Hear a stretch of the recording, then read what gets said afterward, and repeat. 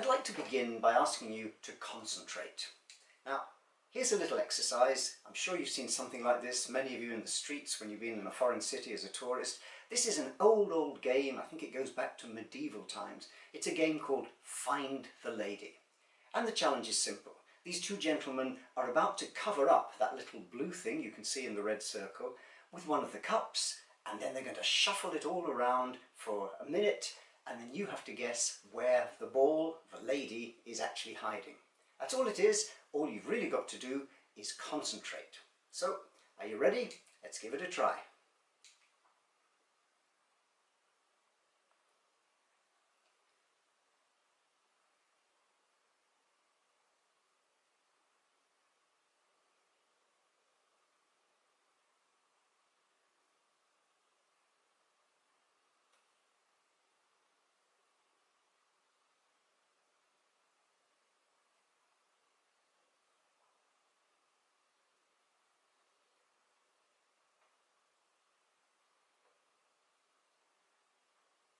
And that's it. That's your lot. Now, whereabouts do you think is the blue item? Where is the lady? Have you made your guesses? Well, the answer is over there. So were you right or wrong? It's an interesting question. But of course, that's not really what I want to talk about today. What I'd like you to do is forget finding the lady and think about whether you saw the gorilla. As you can see in the background, as that was taking place, this isn't a different film, there's a gorilla. It's not a real one, it's a chap in a gorilla suit. Now, you may well have seen this or movies like it. There's thousands of them on the internet. But that's what I'd really like to start today. Because what that actually is about is a very strange phenomenon called change blindness. And the challenge of change blindness is a very real one in cognitive psychology. Basically, what's going on is that we like to think we see the world and we take in all the information with our very powerful brains. But that isn't actually what's happening. The problem is we see what we want to see or what we expect to see and pay attention to that. And the reason we do that is basically we have to manage our attention resources. Our brains aren't infinite. They have a capacity to pay attention, but it's limited. So what we've learned to do, and it was a survival imperative, is to focus our attention on where we think the major threats will come from. And so what we do very cleverly is construct a picture in our minds of what we expect to see in a particular situation and then concentrate on that. Unfortunately, a side effect is if we're so busy focusing on that, we might miss something else. Now in that example, and of course I set you up, I said focus on finding the lady. So you're watching the cups and the arms and really concentrating, and what you're not doing is noticing the gorilla in the background. Now, that's a problem in cognitive psychology, or it's a phenomenon in cognitive psychology, but if you think about it, it's a challenge for organizations as well. Because organizations can't cope with everything in their environment, they can't watch everything all the time. Which customers to listen to, which competitors to watch, what's going on in the politics, what's happening on the technology frontier. There's just so much to take in. So what we do in our organizations is basically build a model of what we expect to see and focus on watching things there. Which is fine, it gets us through the day, but maybe we need to be aware of the risks of change blindness. Now, staying with the theme of change blindness, one of the things we've learned is there's a lot of different influences on change blindness. For example, age is really an important factor. The older we are, basically, the more likely we are to miss something quite important, like our gorilla in that example. And very closely linked to age is experience. The fact that we've seen things before, we have experience, tends to make us think the future will be like the past. And so that too is an influence which might make it more likely that we are change blind. Another one is expertise. The fact that we know about something in detail means that we often have patterns and expectations in our minds, and as a result we sometimes miss the unexpected. And it's also about the way that changes appear to us, different ways in which change can present itself. It could be what's called global disruption. Bang, a big event and all our attention goes over there, and we miss something out of the corner. It could be local disruption, lots of little things happening, and as a result, we're a bit like rabbits in headlights. We don't know where to look, and we miss something important. One of the really big ones is slow change. If you look at a picture and concentrate hard, very often you might not notice in the background something quite dramatic, like a rock whose colour starts off as white and ends up nearly black. But because it's in the background and changing slowly, we don't notice it. And repetition. We tend again to be pattern recognizers. As there's repetition, we start to expect to see the same pattern we've seen before. Now, these are all well-known phenomena in cognitive psychology. We could spend the next hour looking at these experiments and demonstrating these things happen. But of course, what I would like to do is to think about these in terms of challenges to our organizations. We're all concerned about innovation, about change. The danger is we may be blind to some of the things in our environment for these kinds of reasons, and as a result, miss something important. So this is a challenge not to stupid organizations who simply don't want to change, but to those who are smart, who often have very sophisticated mechanisms for focusing on key issues and managing innovation in that space. The challenge there is the wider frame. Now, let's take a different look at it. Here's a map, very simple map. You can see the way the axes work. As you go left to right, the world gets more uncertain. On that horizontal axis, we're talking about a move from low uncertainty to high. Now, I don't mind what we put in the right-hand corner. It could, of course, be technological change, and there's masses of that. That world is very uncertain. It could be market change. We've seen huge shifts in markets, especially around emerging markets, plenty going on there to make life uncertain. It could be political problems. The regulatory environment, the political context is constantly changing and is surprising. Basically, if we look on that right-hand side, the world gets much more uncertain. And our vertical axis is very simply, how far do we think the old recipes will work? How far could we get away with doing what we've always done? Now, I suggest if you put this map in front of anyone and say, okay, where is your organisation on the map? They're going to say something like this. Don't be stupid. It's obvious the world's changing. We can't stand still. We've got to keep moving. That, of course, drives all those wonderful messages on websites and elsewhere about how innovative we are and how we're constantly moving forward. Fine, great. You might get one or two who say, we get it, and they don't. If we're clever, we could use this new technology, or these new market conditions, or these new political rules. We can change the game. It's a kind of Harry Potter view of innovation. But I'd like to suggest that most organisations, if you ask them, would like to see themselves somewhere above that line. Of course they do. That's their aspiration. It's why they say so much about believing in innovation, being committed to innovation. Trouble is that for all sorts of reasons we know that doesn't always work. As I say, forget the stupid organisation that doesn't want to change. What's of concern is what happens when smart organisations, maybe that start on that top line doing very, very well, find themselves dragged below. Because this happens, it happens with increasing frequency. Take our dinosaur in that right-hand corner. Now think about dinosaurs. They were big, experienced, powerful. In a sense, the organisational examples aren't hard to find.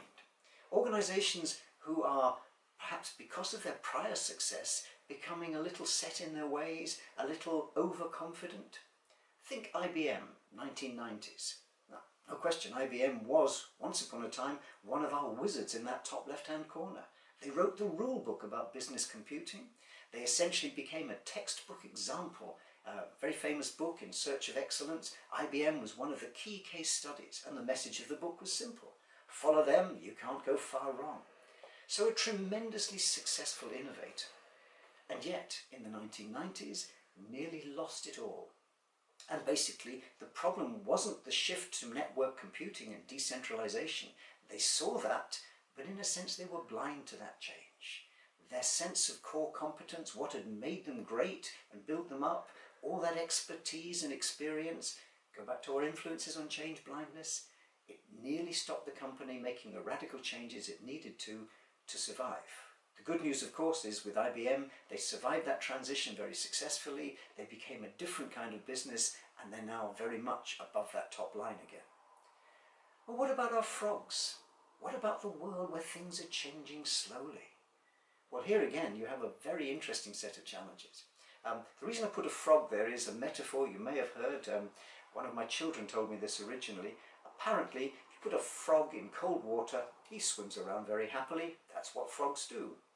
If you put the frog in boiling water, they will jump straight out again. It's too hot. But if you put them in cold water and gradually bring it to the boil, apparently they go to sleep and boil to death. Now, I don't know who devised the experiment or whether it's even true, but as a metaphor it's quite powerful. Remember again, one of the very common forms of change blindness is slow change. Slow, imperceptible change, nonetheless, change is happening. And for many organisations, think about some of the utilities, for example, growing up in a comfortable public sector environment, and think about the utilities world today. It's a very different world and one full of innovation challenges. So the real message that I'd like to start with is around change blindness and how we deal with that. Well, I'd like to move the focus now to another question, another thing for you to think about. The question is very simple. When did you last use your Spengler? Now, I'm pretty sure you all have a Spengler. Some of you might have touched yours recently. I can imagine you now, furrowed brows, wondering, what on earth is he talking about? Well, I'll make life easier. If I asked you when you last used your vacuum cleaner, whether it's a Hoover or a Dyson, whichever brand you have, you'd probably be able to answer the question. So here's the useless fact you can take away from this webinar. Mr. J. Murray Spengler invented and patented the electric vacuum suction sweeper. And yet when I go around the world talking to people, very few people have ever heard of him. But if I said the word sewing machine, it's a fair bet a name has just dropped into your mind, which would be Singer.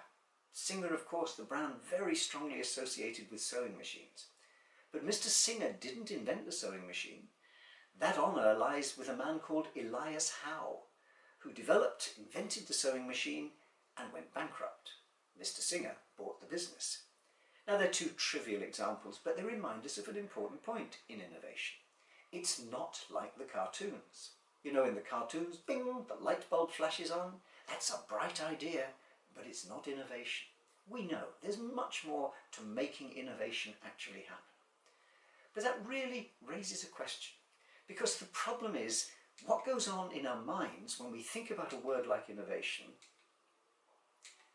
is basically going to shape what we do about it, what we pay attention to, what we give our resources to, what we manage. So the challenge in innovation is constantly checking what's in our mind, what's our mental picture. And of course, if we think it is just like the cartoons, bing, light bulb, that's all we'll pay attention to, that's all we'll do. We'll have a wonderful department full of bright ideas. They may give no value at all. So here's the Spengler challenge, if you like. It's one about partial models. Actually, there is nothing wrong with invention. Please don't get me wrong, invention is hugely important as the start of an innovation process. But I think you'd agree, on its own, it's not a very robust model for managing innovation. Now, actually, what we need to do is to look at some of the models that we've learned over the past and see what's good about them, but also where they're weak, where they're deficient, what else we need to add to the picture. For example, if you think about the way knowledge works, we know knowledge is important, so we invest in R&D. We create new knowledge that creates possibilities. Great principle. But of course, we end up, if we're not careful, with a knowledge push approach which doesn't recognise the market. So turn that on its head, listen to the voice of the customer, let them pull the innovation through. That's a pretty good model. Except what about the situation when people don't know what they want? Very famous Henry Ford quote. If I'd asked people what they wanted, they would have told me faster horses. So what I'm really suggesting is that there's nothing wrong with these models, these ideas about innovation, as long as we recognise all of them have strengths, but they may not be complete. And the good news is, over the years since we've been thinking about innovation, and we've been doing that for around 100 years, at least in a sense of formally researching and writing about it, over those years we've built up a much richer picture.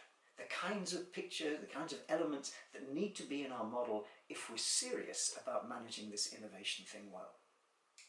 Now, I was very fortunate to work, when I first started my career, with a man called Roy Rothwell. And Roy worked at the Science Policy Research Unit at Sussex University. He was a great innovation researcher.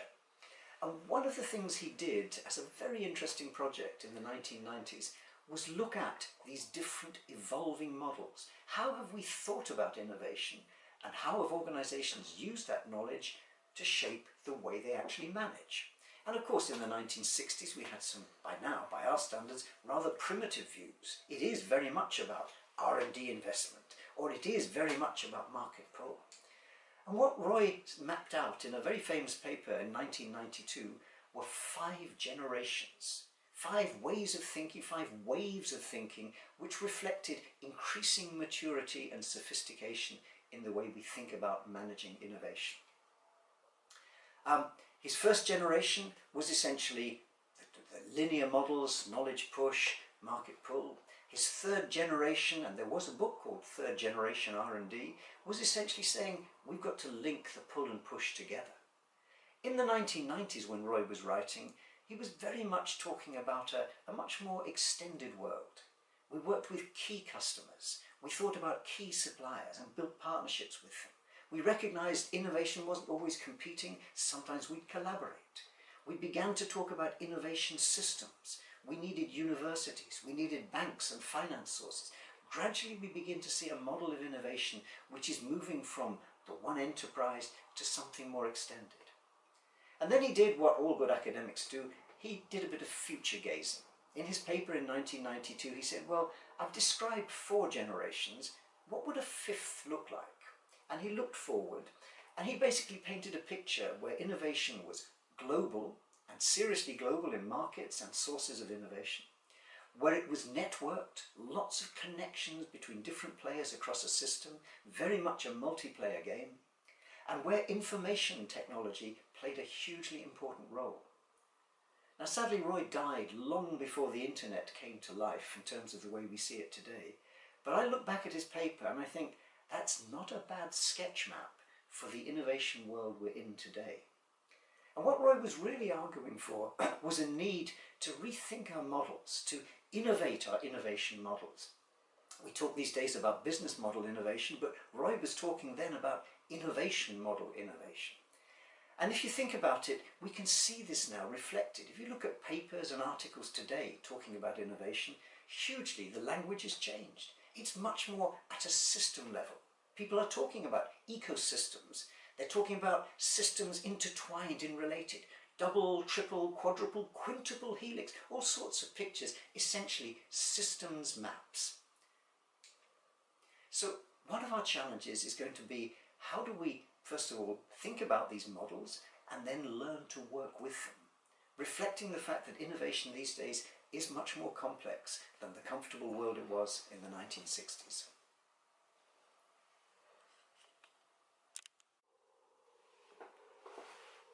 So let me give you an example of what I mean. How does innovation happen? Well, we know it isn't just the bright idea. That's of course important, no question, but it's not enough. And we've learned, as I said, over the years, we need to put some kind of a process in place. We still can't guarantee success, but we can certainly stack the deck in our favour. Those ideas can create value, commercial, social value. We've got a model of the innovation process. But there's a challenge. I'm happy with the model, it's in my textbook. Let's look at anyone else's textbook, talk to any consultant, you'll get some similar picture. But we shouldn't forget that isn't in fact the way innovation really happens. It's a model, and it's a model which has evolved over time, as I suggested, but it's still a model. And the reality is, of course, innovation doesn't happen like that, it happens like that. Now, don't worry if you can't see the detail, that's not important. I want you to see spaghetti, because that's really what innovation is. Knowledge spaghetti. Technical knowledge, market knowledge, legal knowledge, financial knowledge, all sorts of strands of knowledge held by all sorts of different people inside and outside the organisation. And our job, if we're into innovation, is trying to weave those strands together to create value. Now, we can superimpose on that our models, but we shouldn't forget underneath that's what's going on. Knowledge spaghetti. And the reason for raising that is, of course, these days, in the 21st century, we've got an explosion of knowledge. We've got a world in which we're drowning in new knowledge. If you take technical knowledge as one example, we don't know how much technology is actually in the world, but we have one indicator that gives us a sense of what's going on, which is how much new knowledge is created through R&D. We have some statistics on R&D investment. And the scary thing is that around the world, on average, the OECD reckon that we spend $1,600 billion every year in the public and private sector in R&D. Now think about that. That's a vast amount of new knowledge coming on stream every year. We're drowning in it. And it's the same on the market side. We've got a world of 7 billion people and we don't understand them all. For many of them in the emerging markets, it's almost a closed book. We've got so much of that knowledge, that demand side knowledge, to try and assimilate and understand. So we're in a world where innovation is what it always was, dealing with knowledge spaghetti, but now there's an awful lot of it around. Now the good news in this world is we have a label for it. The label, of course, is open innovation. And in many ways, I'm sure you've come across that. It's a name that was coined in 2003, but really just gave a label to this emerging challenge of an explosion of knowledge. And essentially, if I paraphrase the key model, it's saying, in a world like that, where there is so much of that knowledge spaghetti, even the smartest, largest company has to say, not all the smart people work for us. And as soon as you say that, the whole game changes. What we've basically got is a shift in our thinking about innovation from something that was largely about the enterprise to something these days which is hugely about networks and connections. Innovation's always been a multiplayer game, but these days it absolutely is. It never was a solo act. The idea of the lone inventor never plays, but these days more than ever it's about networks and connections. And that really shifts our emphasis from creating and owning knowledge, a rather static picture, to one where knowledge flow, knowledge dynamics become the key thing, where we need to think about trading with knowledge. It's a model of connection and interactivity, and of course in large organisations we're seeing this is an inside challenge, managing the internal spaghetti. Do we know what we actually know? Does Siemens know what it knows? Does Procter & Gamble know what it knows? These giant corporations with tens of thousands of employees, it's internal knowledge spaghetti. And part of the story of Procter & Gamble, the one that they've been working on for the last 15 years, has been learning to put that internal spaghetti together much more effectively, with communities of practice and intranets and all sorts of things that link up an otherwise distributed global corporation. It's of course not just about innovation pushing frontiers. A hugely important piece of what we're learning in the open innovation world is that knowledge that's well known in one zone could have real relevance if it moves somewhere else. So this idea of recombinant innovation, of using knowledge from one area somewhere else, becomes really important. And much of what we've spent the last 15 years doing isn't putting labels on this spaghetti challenge, but actually working out how we're going to deal with it. Who are going to make the connections? What's the role of technology and other things in building bridges? Who are the key people who are able to connect someone who needs knowledge with someone who has knowledge, the gatekeepers? What's the role of platforms? Think about what Apple and the Android community have done on smartphones, linking together different communities of apps creators and users. How does that platform thinking work? This is all moving towards a very different approach to innovation, which is really about learning, as Roy Rothwell suggested years ago, learning to work at a system level. Now, one of the things about systems, when I learned about them as an engineer, is they have emergent properties. The whole is greater than the sum of the parts. And we can see this in our innovation environment today. Many things are becoming possible because of the interaction, the interchange of different elements. Technical elements, different players, users, producers, all sorts of things linking together. The idea of richness and reach is a very nice one. It originally came from some Boston Consulting Group researchers a long way back at the beginning of the internet. But the concept of we can have rich activity in a focused way involving a few people intensively, or we can have widespread activity involving a lot of people but in a much less intensive fashion.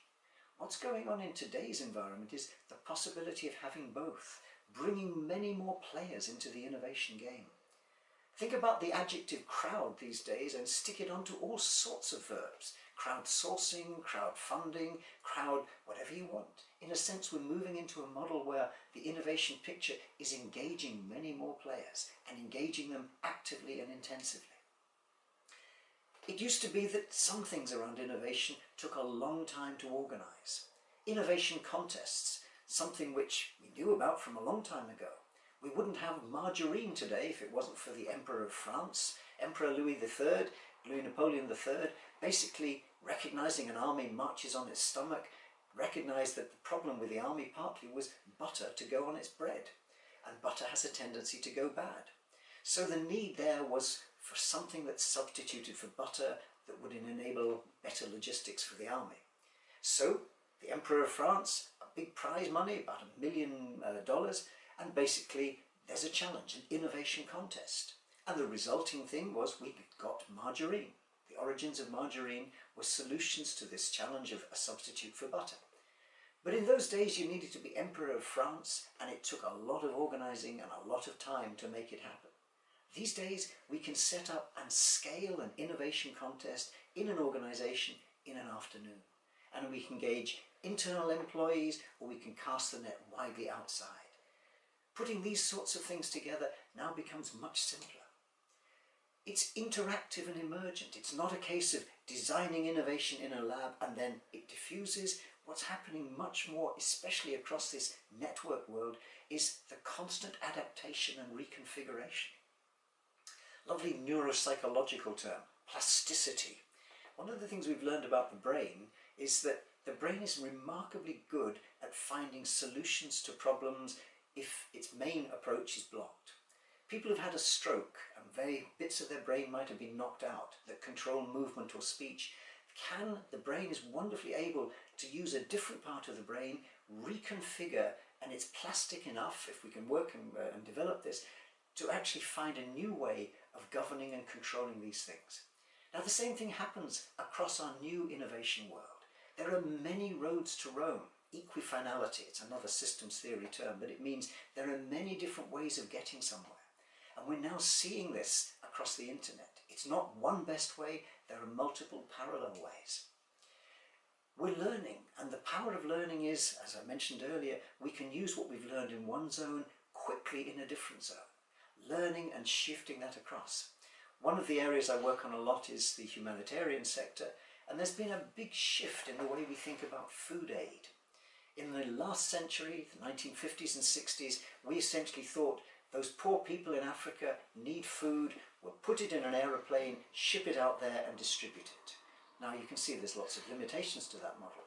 But what's changed is the realization that actually if you give people cash, either cash or vouchers or some way of giving them the purchasing power, they can very often procure locally what they need, and it's probably going to meet their needs more effectively. Now that's great, but if you're the World Food Programme, the United Nations agency that organises food aid, that's a fundamental challenge. You need a whole new set of knowledge around running a financial system, about a banking system with controls, with distribution, with technology. The attraction, of course, these days is we're in a world where that knowledge exists, and there's now a very successful partnership between MasterCard, who basically know all about financial systems, and mass use of those by individuals, and the World Food Programme. It's an example where this recombinant learning efficiency really starts to play. And the great thing about the internet is we remember stuff. We can dig around for it. So we're talking around a world in which system-level properties, emergent properties, are beginning to open up a rich field of opportunity for innovation. So it's a very rosy picture I could paint, except we've got to learn to work with it. So that's what I'd really like to move on to now, to think about how we deal with our innovation challenge. And I'd like to frame this last part by talking a little bit around this model. So let me explain the model very quickly. The vertical axis is all about innovation and the move from incremental, doing what we do better, to radical change, radical innovation, something we've never done before. And the horizontal axis is the world out there. Which elements do we bring into our frame? Remember, right back to our change blindness conversation, the idea is we have to put certain elements in our frame. We can't take in the whole world. So we need to put frames around how we see the environment, around the technologies we look at, the players we work with, the markets we serve, the competitors we worry about. In a sense, we have to think about the world being complex, and we put a frame around it. Now that frame helps us in terms of managing innovation, particularly in this left-hand corner. We're talking about incremental change, so the risks are low, doing what we do a little bit better.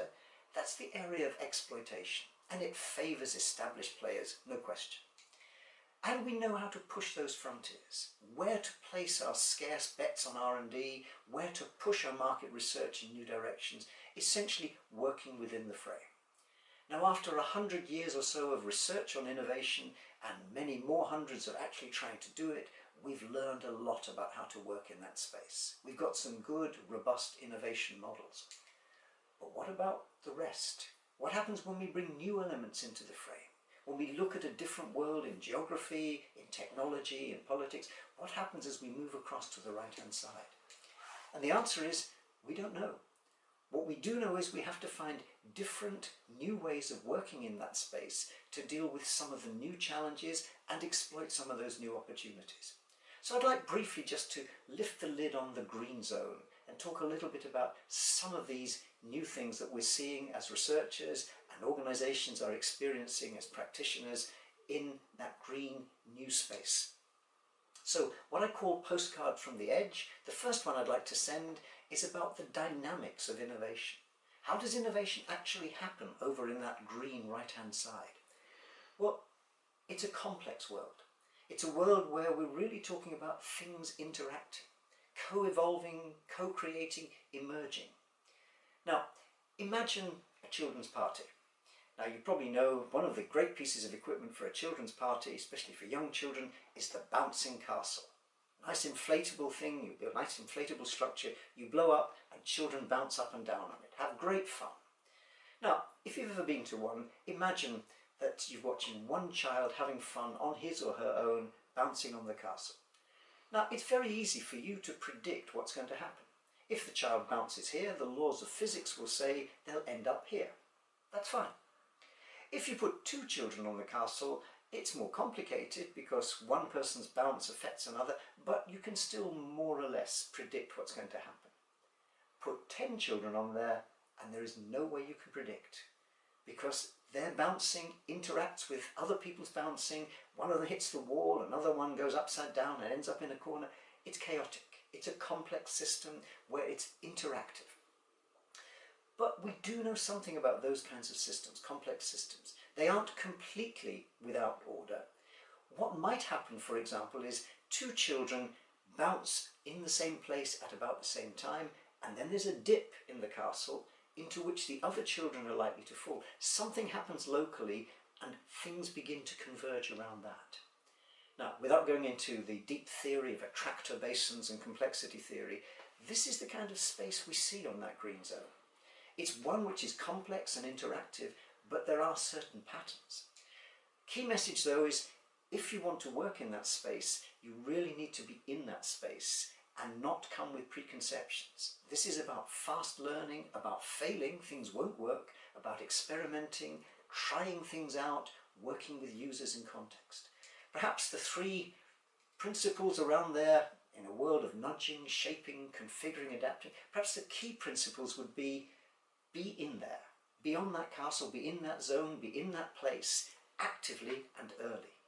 Those are the sorts of principles, and they're very different from our rather traditional, we're controlling, we're going to drive our innovation process in this formal strategic fashion. So the dynamics are very different. But what about, another postcard, what about the roles that we're going to need in our organizations to deal with that right-hand side? Well, one of the things we're learning a lot about, and a huge growth in terms of the service sector, are people and organizations who are helping make connections. If we're talking about a spaghetti networked world, then if it's all about knowledge flow, there are plenty of things to do, plenty of roles for people trying to enable flow to happen, making different kinds of connections. Now, this is not necessarily new. We can bring a lot of established knowledge, but it's relevant. For example, if you look at the BMW Research Center in Munich, it's a very attractive, very modernistic design produced by an architect called Gunther Henn. And part of the philosophy of that wonderful glass and steel structure is that knowledge moves around. People bump into each other, they can't avoid it, they share ideas, they're constantly exposed to prototypes. In a sense, the ongoing innovation mind of BMW is made explicit by lots of different people, like the neurons, crashing into each other.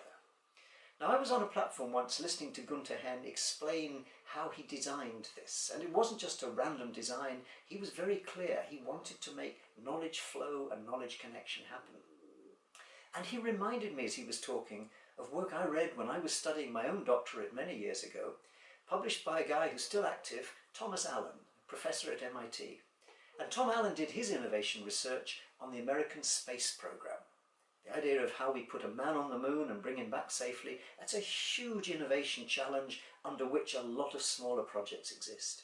And Tom Allen was interested in how innovation happened, and he studied particularly the way knowledge flowed in the many organizations and laboratories that were involved in the space program. And he realized knowledge doesn't flow from everybody to everyone else. It goes through key steps and, more importantly, through key people. And this whole notion of what he called gatekeepers, somebody who says, I've just talked to Fred, and what Fred has told me, I know that Jane would need to know and could use. I'll connect them. This connecting role, hugely important. Thomas Allen did a lot of work on the architecture of innovation laboratories. If you put people a long way or put them in boxes separate from each other, they won't talk, they won't interact. So basically, Tom Allen wrote a great deal right back in the 1970s around managing the flow of technology. And what Gunther Henn has done in the 21st century is essentially build on those ideas. And interestingly, he's just written a book with Tom Allen very much describing this approach. So this is one example of this bridging, connecting kind of role.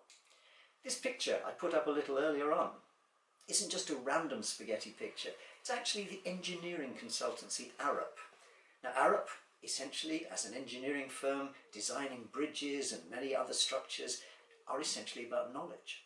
And what they've realized is their knowledge management, their knowledge flows are really important.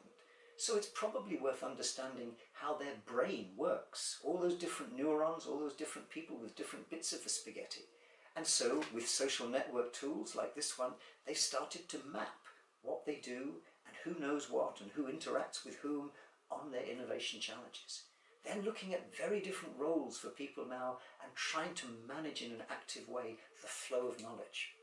So it's about bridges, brokers and connectors.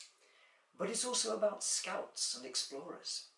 If so much of innovation is now out there at the edge, someone's got to go and find it. And that role of exploring isn't simply randomly visiting, it's got to be someone able to make the connection, see the relevance.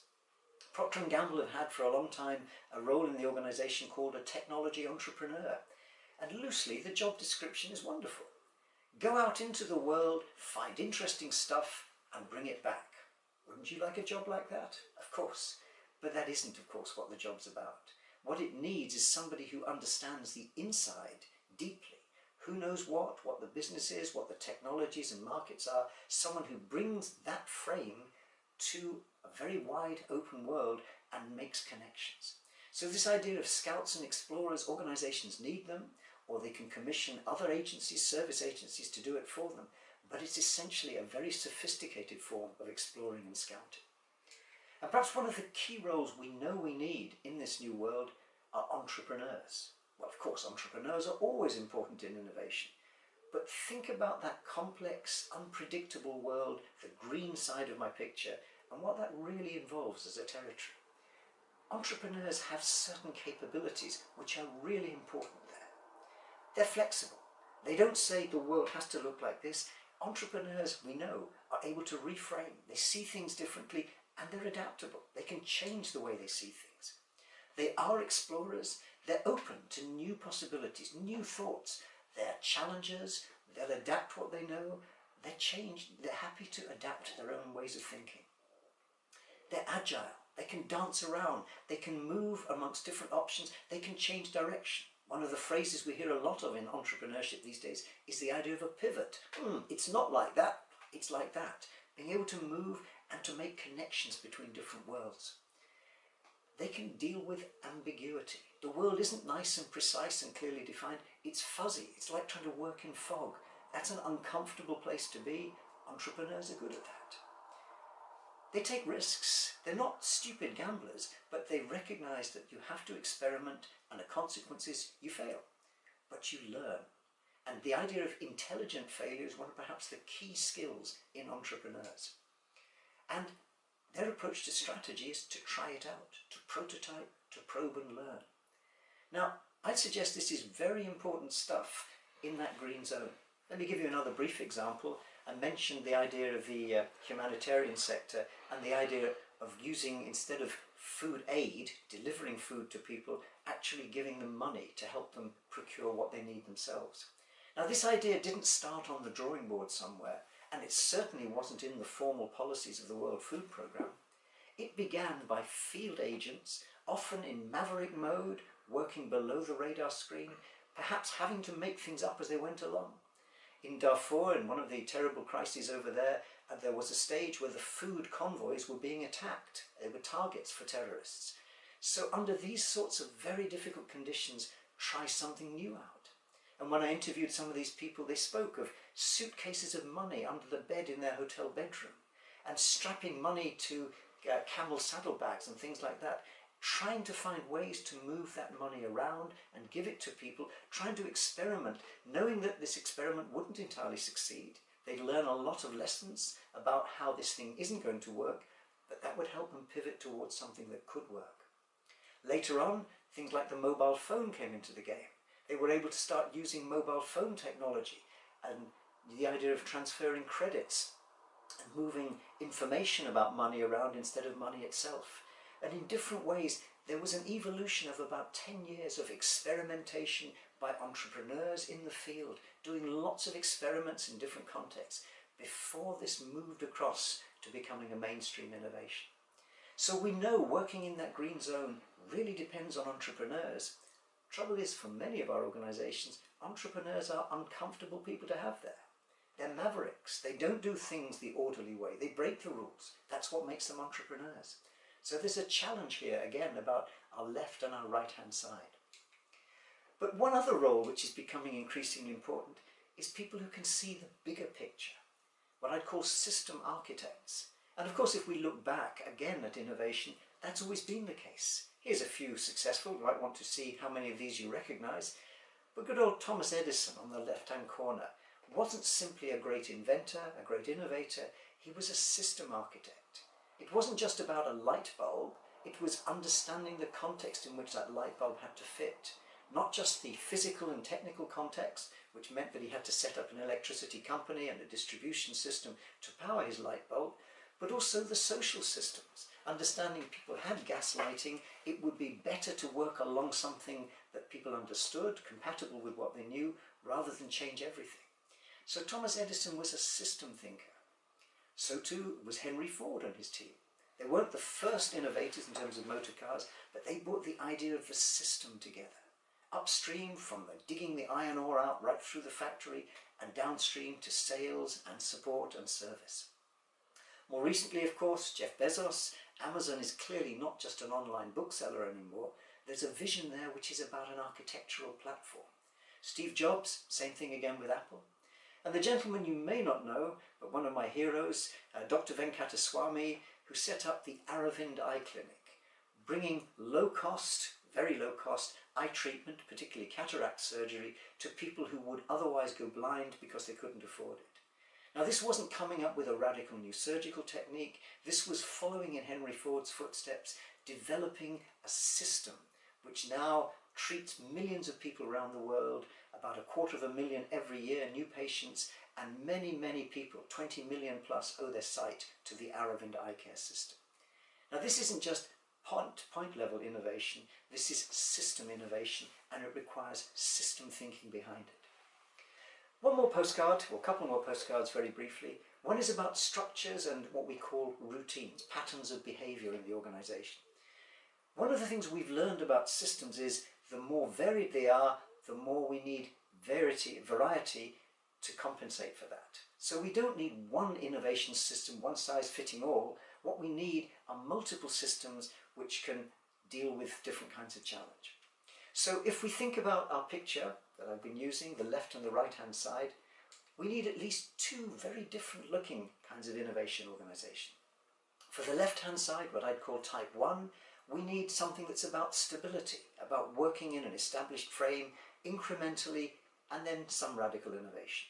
On the right hand side, the green zone, we need something very, very different, much more entrepreneurial. Think about that. First, the left hand side, we know what the game is, we know what the rules of the game are, people play by those rules. The right hand side, this is really uncertain, this is new territory, we've no idea what the rules are, they're going to emerge over time, perhaps. So we need very much this tolerance for ambiguity. Strategy in the left-hand world is what we call path-dependent. What we did in the past will shape what we do in the future. You can't really have a strategy in a fuzzy path, probe and learn emerging environment. It's not like that. Another technical term, what's in our frame? How do we actually choose our opportunities for innovation? What's our selection environment? Which competitors do we study? Which technologies do we watch? Which markets do we listen to? That defines a space which is pretty clear on the left-hand side. In the right-hand side, it's all fuzzy. We're working in the fog. It's going to emerge over time. Very different world. We know how to then do innovation, how to back particular things, build a portfolio project, our whole systems for resource allocation, our stage gate and our portfolio system. We know how to do that on the left-hand side. By definition, the right-hand side is all about risks. It's about mostly failure, fast failure, intelligent failure, but it's very much a different style of working. We can actually have a set of routines, of procedures for doing innovation. We can have a policy manual for how innovation works in the left-hand side. That's pretty much not going to happen on our right-hand fuzzy, emergent, complex world. And we can relate to other people in a fairly structured way. Strong ties, key suppliers, working with key customers. That all works on the left-hand side, but on our right-hand side, we no idea. We might want to build very strange relationships and very temporary ones. Now, I've set these up as two extremes, but they remind us to work in these zones requires very different sets of skills and very different approaches. The reality, of course, is one size is never going to fit all. What we need are multiple parallel innovation activities, organisations with multiple ways of doing innovation that address left-hand side, right-hand side, and the variations in between. In a sense, what we need is a way of linking together, managing what we call ambidexterity, balancing the very different styles, but essentially finding ways to innovate across a broad front. Think about an innovation orchestra, just for a metaphor. In a sense, an orchestra isn't a one... Okay, so let me move to my last postcard. And here I want to talk briefly about structures and routines. Now, routines, all I mean there is patterns of behaviour, ways of doing things that we repeat, so they become the way we do things around here. And one of the things we're learning about this right-hand side, this green zone, is we need different approaches to that. Now, there's a principle in systems theory, I remember from way back when I was training as an engineer, which is all about variety matching. If you have a complex world, you can't deal with it in a simple fashion. So we need some way of matching that variety. So we actually need multiple parallel innovation activities. Now, here's an example. If we take the picture I've been using, the left and the right-hand side, the blue and the green zone, then the left-hand side here would be the kind of organisation we need to deal with the left-hand zone, and the right-hand side, type 2, would be what we need to deal with that green, uncertain world. And I've set these up as two extremes, but just to make the point. The kind of organisation, type 1, works in a world where there are clear rules of the game. We know what we're about, and our competitors do. We play by those rules. We don't really have any rules on the right-hand side. It's still emergent, it's fuzzy. We need this tolerance for ambiguity. On the left-hand side, the idea of strategy. Strategy is often built on what you did in the past. It's taking that forward. It's path-dependent. On the right-hand side, we don't know, it's fuzzy, it's foggy, there's certainly no time for a planned strategy, it's much more probe and learn. The left-hand side, what's called the selection environment. Where do we get our cues for innovation? Which competitors do we watch? Which technologies do we monitor? Which markets do we listen to? In a sense, that selection environment is fairly clear, it's part of our core business frame. We're in fuzzy, foggy territory. We don't know what's important on that right-hand side. We only know when we engage with it and find out things are important. We know how to manage the downstream end of innovation, how to build a portfolio, how to run a stage gate system, how to allocate our resources along clear criteria and along clear pathways. Can't do that on the right-hand side. It's fuzzy, it's foggy, we're probing and learning, we're experimenting. By definition, we're going to fail and fail quite often. That's fine as long as it's fast and intelligent, but it's a very different style. We can think about routines, patterns, structures for behavior. We can even have a manual for how we do innovation in the business for the left-hand side. I think you can see by now the right-hand side, it just doesn't lend itself to patterns and routines. It's make it up almost as you go along. And very importantly, who we play with. On the left-hand side, we can talk about key suppliers, strategic customers, strategic partners. These are things where we can build strong relationships. In that fuzzy world, we don't know who's important. We might find ourselves in bed with very strange people. Now, I've set these up as two extremes, but if we want to deal with the new innovation environment, our organisation needs the capacity to do both of these things at the same time in parallel. And that, of course, sets up a second challenge, which is one size doesn't fit all. We need parallel approaches, but there are tensions. Think about our entrepreneurs, the people who would be comfortable working in that green zone. They're risk takers, they're mavericks, they break the rules. They're exactly not the kind of person who would fit neatly into our left-hand side. So there's a tension very often in organisations when they do try and set up entrepreneurial groups of various kinds, new venture groups or whatever label they have, because the relationship between the two is something we have to manage. And we talk about ambidexterity. Ambidexterity, the ability to write your name easily with one or the other hand, rather than relying on a dominant hand. So organisations can think of the challenge of being ambidextrous, able to work in the mainstream left-hand side of the picture and able to work in that green entrepreneurial world. But of course, we're not anymore talking about one or two kinds of organisation. We're talking about multiple ways of innovating. What we're really talking about is trying to have people in the organisation doing innovation, but different kinds of innovation in different styles. For example, simultaneously in a large company like Nokia, you'll have a lot of employees involved in continuous improvement, high involvement innovation, chipping in their ideas, mostly incremental innovation, but a steady stream of ideas. There'll be another part of the organisation which is working tightly with users. We understand users are hugely important as partners in innovation these days. So co-creating with users, with lead users, there'd be another part that's innovating with them. There'll be another part which is about formal R&D, which builds on a long tradition of investment in technological research and then how we deploy that. There'll be another part of the organisation which is concerned with a mainstream innovation process, with stage gates and systems, and another part that has to do with the entrepreneurial world we've just been looking at. In Nokia, there's a part which is deliberately tasked with the challenge of disruption, looking for things that will upset the apple cart. They're very much looking for trouble, but looking to find the things that might be trouble, but might be a source of opportunity. And in many large organisations like that, we're no longer talking of one innovation group, we're talking about multiple parallel groups. And so maybe an appropriate metaphor might be the idea of an orchestra. An orchestra essentially isn't just one instrument playing one tune. A great orchestra has very different instruments playing in different styles, sometimes at different times, sometimes all together. They are coordinated, there's a piece of music, and there's often someone who's giving that sense of focus, but essentially this idea of an orchestra, of multiple parallel activities working together. And in a sense, part of our innovation challenge is we're locked still in a way of looking for single, one best models, whereas from a long time now we've realised we need innovation, model innovation, and we need multiple models. So let me now try and summarise these postcards, these pictures about the innovation frontier. First, an obvious point: innovation does matter. It's about survival and growth. You don't need me to remind you of how important innovation is. Whatever we're doing, public or private sector, social value creation as much as commercial value creation. We need innovation, but it isn't going to happen by accident. We need to manage it actively.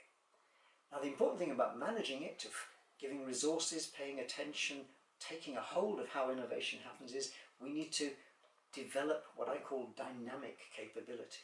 Not just saying we've learned how to do that, tick the box, but constantly stepping back, avoiding the change blindness, adding new bits, building up a richer model. Remember, how we think about something shapes what we do about it. And these days, the big challenge is a system-level challenge. It's about rethinking our approaches right across a system. It's no longer, never was a solo act, but it now isn't just an enterprise act. It's a system-level challenge. So 3 questions any organisation ought to keep asking itself in terms of how do we manage innovation. Of the things we do, our innovation approaches, what should we do more of? Because they work. Equally, of the things we do, maybe there are some we should do less of, perhaps even stop. They were good in the past, but maybe we need to change that. And what new tricks do we need to learn? What new things in this new environment do we need to add to build our capacity? We need this innovation model innovation. So it's all about learning new tricks. And so let me conclude with a comment about learning. It's not easy. And the person who I turn to very often on this is this gentleman here. You might or might not recognise him, but if you don't, this is actually Winnie the Pooh. Not the Walt Disney version, but this is the original picture that Ernest Shepard drew for the very first Winnie the Pooh book. And if you open that very first book, you see a wonderful first line, or first few lines, which tell us quite a lot about the learning challenge. Here you have Edward Bear, that's Winnie the Pooh's proper name, coming downstairs now, bump, bump, bump, on the back of his head behind Christopher Robin, which is, as far as he knows, the only way of coming downstairs, except that sometimes he feels there really is another way, if only he could stop bumping for a moment to think of it. I think that says it all. That's the challenge of learning. Of course our organisations want to learn. It's difficult when you're fighting fires, dealing with crises. Of course that's hard. But the evidence is clear. Smart, innovative organisations do take the time. They step back, they review what they're doing, they challenge themselves, and they innovate their innovation models.